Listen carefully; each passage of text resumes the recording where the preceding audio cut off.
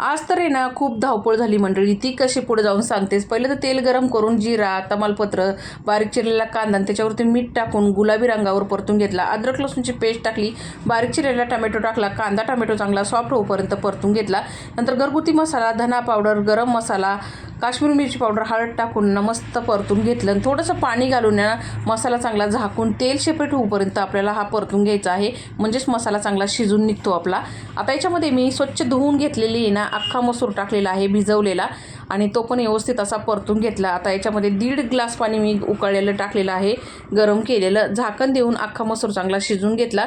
चवीपुरतं मीठ आणि कोथिंबीर टाकली, तयार झाला मंडळी झणझणीत आपला अख्खा मसूर. तर धावपळ कशाने झाली सांगते बघा.